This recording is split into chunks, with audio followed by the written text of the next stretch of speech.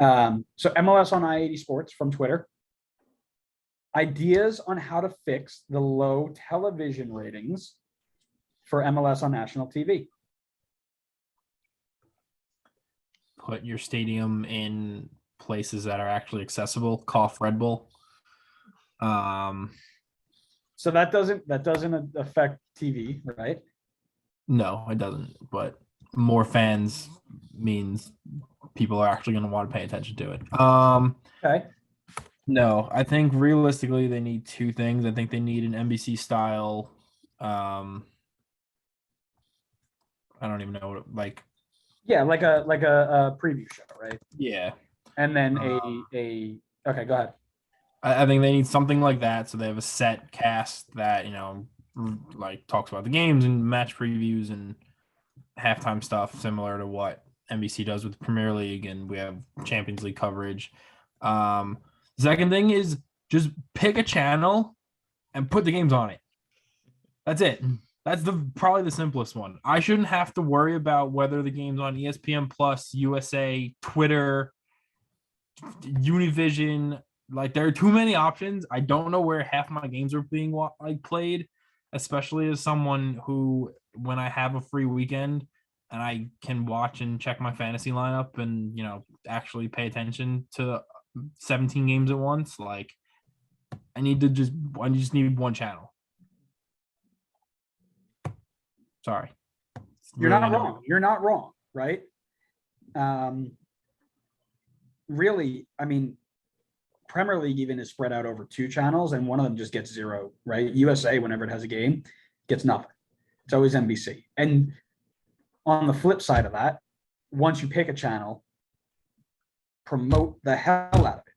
You really got to go and push it, because how many people really knew about Premier League on NBC unless they were watching like hockey, and then it came up and was like, oh, see you tomorrow at 8 a.m. for Chelsea City, right? That's how I figured it out. The Houston game was on Twitter the other day. I didn't know that it was even going on and being televised, or that it wasn't on like an actual TV. Like, I just happened to be on Twitter and it pops up at the top like, hey, this is happening live. Yeah, it's I think it's a mix of being too spread over various distributors, right? And not promoting it hard enough on any of them, right? Mm-hmm. It also doesn't help that our schedule plays in correspondence to the NFL season, the NBA season, the NHL playoffs, things that have been here for years. Now, this is not me suggesting we switch to the European calendar. We saw how bad that was when we played in February. That being said, you need to find a way to find time slots that don't overlap with massive games. And when you do have the chance, and if you can only promote for X amount of months for money or whatever, pick the months so that nothing's going on, right? No football, no basketball, no hockey. There's just soccer, just true football.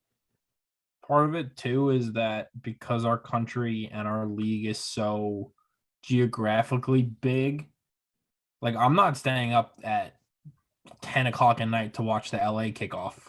Like, the game ends at 12:30. Like, I got stuff to do the next day. I can't be staying up till 1 a.m. to watch a game that is taking place 3 hours away. Likewise, the 1 p.m. kickoffs during weekends when you're coaching, reffing, or for most people with their kids, watching them play or watching them do stuff, right?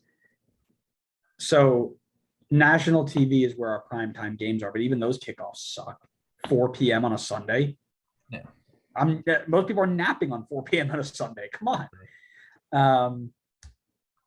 Connor, what are your thoughts, man? I mean, Adam and I have kept you out of this one.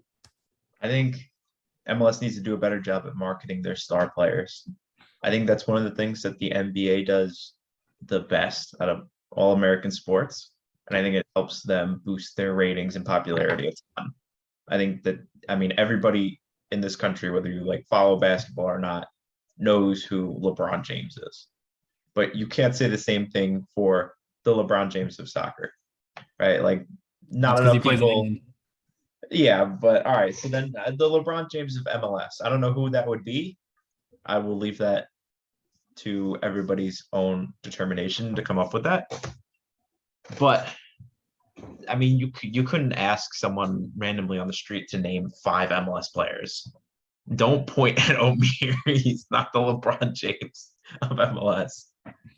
Do you think that's because we don't have an American that's the face, like that could be the face of our league? Like everyone in the NBA is American. Like you can market LeBron James because he grew up in Ohio and it is. I think that's a great point.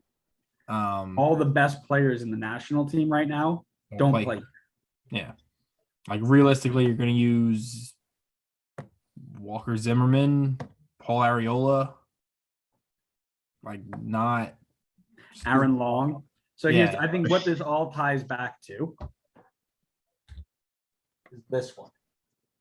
We need to end Euro. Can you see that? No. There's some glare. This one. I can't read that. We're ending Euro snobism. Yeah. We need to end Euro snobism, people. We need people to stop thinking that they are too good to watch this league.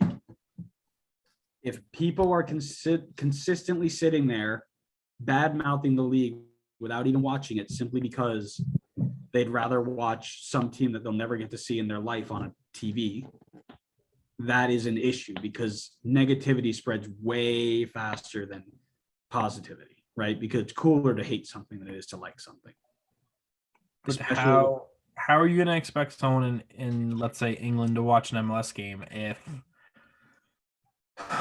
it's going to kick off? No, not saying end that in Europe. Don't care about Europe. End that with your neighbor next door, right? Okay. When you share something on Twitter, don't have somebody come back and say this league is stupid. Why would you even do something like this? Because that is easier to do than to say, hey man, I'm with you on this. Let's go ahead and do this, because we are the minority right now in the sports world. We don't jump off the page as a must-see event. So we have to make people realize that it's cooler to enjoy it than to hate it. Because I'm telling you, it is cooler to hate this league amongst soccer fans that are only going to watch Chelsea versus City, United versus Chelsea, United versus City, Arsenal versus Tottenham, and any top 6 games, but will never watch a Burnley versus Everton, right? Because they don't care about the quality of play or the quality of the production or the fact that it's bigger names or whatever. They just want to hate on the league, right? I can't tell you the amount of times I've had somebody come and say, oh man, I don't watch this league because the quality of play is so bad. And then I'll send them a video of them of a Premier League player doing something equally as bad, and they'll have some excuse for it. And they're like, oh, well, that's just Burnley. That's not that's not like City or Chelsea. So, okay, so you don't care about Premier League versus MLS. You just want to watch the people who spend the most money. And that's the issue. Now we take it full circle about spending more money, and we're back to square one. But I think end of the day, you fix low TV ratings by making people realize that this is a good up and coming league and change their mindset. This goes back to something we were talking about a few episodes ago, where I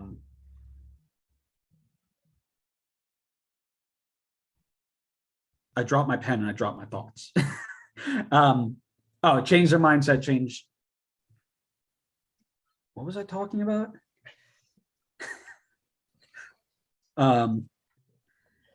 Somebody repeat the words I was saying? I have no idea what you were saying. Yeah, you Just lost. move on. It's lost.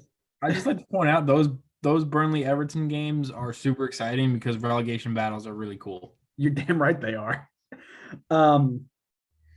It's cooler to hate than it is to enjoy it. You have to make people care about it. How do you make people care about it? Spend more money. Year of Omir. Thank you. True. I can't wait to listen back to that recording and figure out where I was going. Yeah. Because I had a thought. I promise you I did. MLS on I-80 Sports from Twitter. Thank you so much for your question. Thank you for all your interaction on the Twitter sphere. We hope to collab with you as well relatively soon. And,